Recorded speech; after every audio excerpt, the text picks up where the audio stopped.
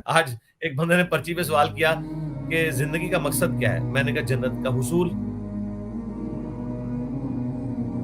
یا اگر اس کو دوسرے اعتبار سے ڈیفینیشن کرنی ہے تو جہنم سے بچنا، اس کے اندر سب کچھ شامل ہے۔ باقی تو سارے طریقے ہیں نا۔ جنت کا حصول کیا ہے، کیا طریقہ ہے؟ پیغمبروں کی پیروی کرنا، کتابوں کی پیروی کرنا۔ فَإِمَّا يَأْتِيَنَّكُم مِّنِّي هُدًى فَمَن تَبِعَ هُدَايَ فَلَا خَوْفٌ عَلَيْهِمْ وَلَا هُمْ يَحْزَنُونَ، وہی چیز ہے۔ اور جہنم سے بچنے کے لیے پیغمبروں کی پیروی۔ علی بھائی تو اس پہ وہ کہتے ہیں کہ آپ لالچ کی وجہ سے جنت کی لالچ میں عبادت کر رہے ہیں، اللہ سے محبت کر کے نہیں کر رہے۔ جی، جنت کی لالچ جو ہے نا وہ اللہ کی محبت میں ہی تو ہے، کیونکہ جنت شیطان نے نہیں بنائی ہے، اللہ نے بنائی ہے۔ اللہ نے جنت کا جو ذکر قرآن میں جگہ جگہ کیا، حوروں کا ذکر کیا، اور جنت کے درختوں کا ذکر کیا ہے، جنت کے پھلوں کا ذکر کیا، اور پھر کہا کہ میں نے اپنے بندوں کے لیے ایسی ایسی نعمتیں، ان کی آنکھوں کی ٹھنڈک چھپا رکھی ہے سورہ سجدہ میں۔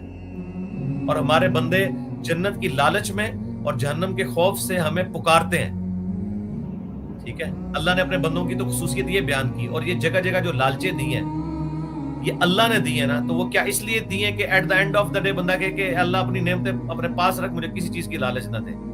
تو یہ اللہ کی توہین ہے یا نہیں ہے؟ اللہ اپنے بندے کو جنت میں لانا چاہ رہا ہے، اور بندہ کہہ رہا ہے یا اللہ مجھے تیری جنت نہیں چاہیے۔ یہ تو دنیا میں اتنی بڑی توہین شمار کی جائے گی، کوئی بادشاہ اگر کسی کو انعام دے تو یہ جذباتی جملہ ہے۔ اگر نبی علیہ السلام نے یہ تعلیم کیا ہوتا نا تو ہم اس کو مان لیتے۔ یہ رابعہ بصریہ نے تعلیم کیا ہے۔ نبی علیہ السلام کے صحابہ کا تو عقیدہ ہے، صحیح مسلم میں، کہ ایک صحابی نے جو حضور کو وضو کرواتے تھے، نبی علیہ السلام کا سمندر رحمت جوش میں آپ فرمایا سل ربیہ، ربیہ مانگ کیا مانگتا ہے؟ انہوں نے آگے سے نہیں کہا یا رسول اللہ میں آپ سے اللہ کی محبت کا اور آپ کی محبت کا سوال کرتا ہوں۔ انہوں نے کہا یا رسول اللہ جنت میں آپ کا پڑوس مانگتا ہوں۔ حضور نے بھی آگے سے نہیں کہا کہ یار تو نبی کے ساتھ ہو کے ابھی تک جنت کی لالچ نہیں تیرے اندر سے نکلی، تجھے تو اللہ کے لیے اللہ کی عبادت کرنی چاہیے۔ آپ نے اپریشیٹ کیا، فرمایا اس کے علاوہ بھی کچھ مانگ لے۔ انہوں نے کہا نہیں یا رسول اللہ بس یہی کافی ہے۔ اور اس کائنات میں سب سے بڑا کوئی اللہ سے سوال ہو سکتا ہے نا، جائز سوالات میں سے وہ یہی ہے کہ جنت میں نبی علیہ السلام کا پڑوس۔ کائنات میں اس سے بڑا کوئی مرتبہ اگر آپ اچیو کر سکتے ہیں نا تو وہ ایک ہے، لیکن اس کا سوال کرنا حرام ہے۔ وہ یہ ہے کہ انسان یہ دعا کرے کہ اللہ مجھے پیغمبر بنا دے، یہ دعا کرنا حرام ہے کہ یہ وحی ہے۔ اس کے بعد اس کائنات میں سب سے بڑی دعا یہ ہے کہ مجھے پیغمبروں کا جنت میں پڑوس مل جائے۔ ٹائم قیامت تک ہے، اس سے بڑی کوئی دعا موجود ہے تو مجھے بتا دیں، ٹھیک ہے۔ تو نبی علیہ السلام نے کہا پھر کثرت سجود سے میری مدد کر۔ ہمارے استاد غلام سعود سعیدی صاحب بریلوی عالم فوت ہو گئے، مفتی منیب الرحمان صاحب کے مدرسے میں تھے۔ انہوں نے باقاعدہ الیاس قادری صاحب کے اوپر ٹونٹ کیا ہے۔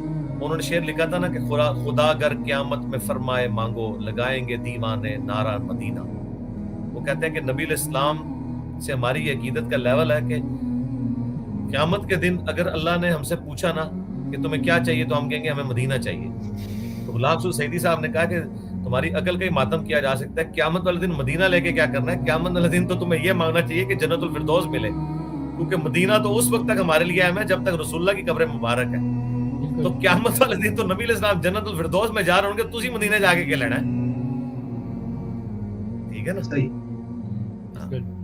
تو اچھا، اور سب سے بڑی بات، اس کائنات کی سب سے بڑی نعمت جو جنت میں ملنے والی ہے وہ اللہ کا دیدار ہے۔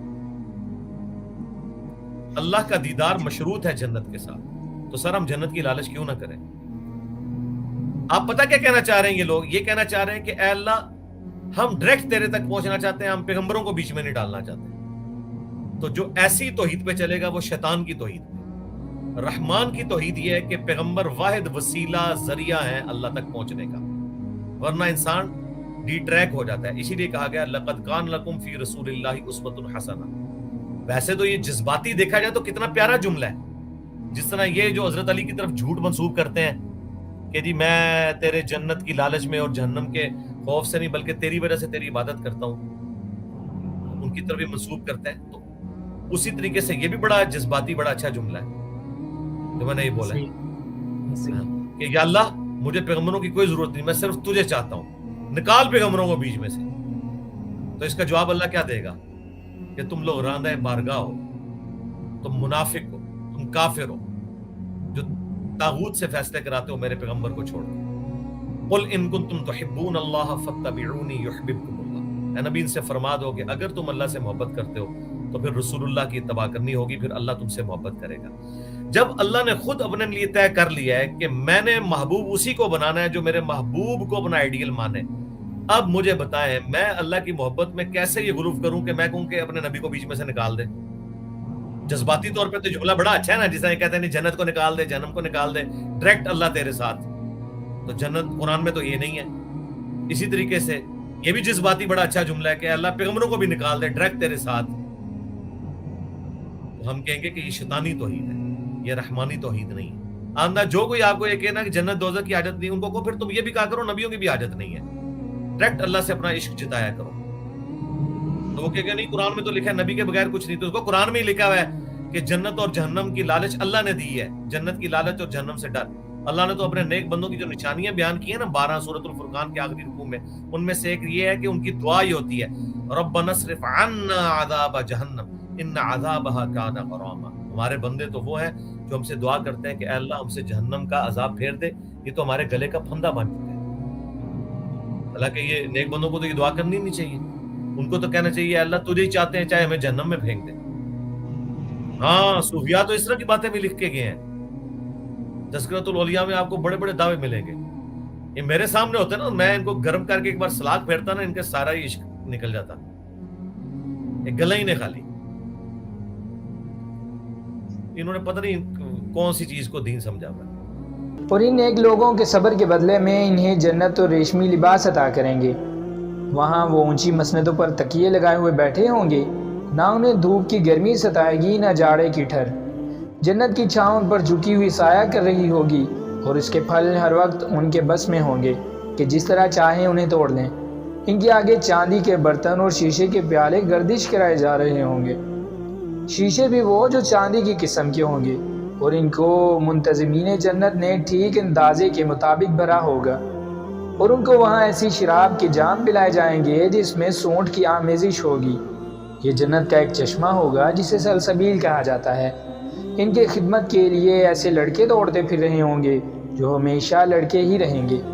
تم انہیں دیکھو تو سمجھو کہ موتی ہیں جو بکھیر دیے گئے ہیں، وہاں جدھر بھی تم نگاہ ڈالو گے نعمتیں ہی نعمتیں، اور ایک بڑی سلطنت کا سر و سامان تمہیں نظر آئے گا۔ ان کے اوپر باریک ریشم کے لباس اور اطلس و دیبا کے کپڑے ہوں گے، ان کو چاندی کے کنگن پہنائے جائیں گے، اور ان کا رب ان کو نہایت پاکیزہ شراب پلائے گا۔ یہ ہے تمہاری جزا، اور تمہاری کارگزاری قابل قدر ٹھہری ہے۔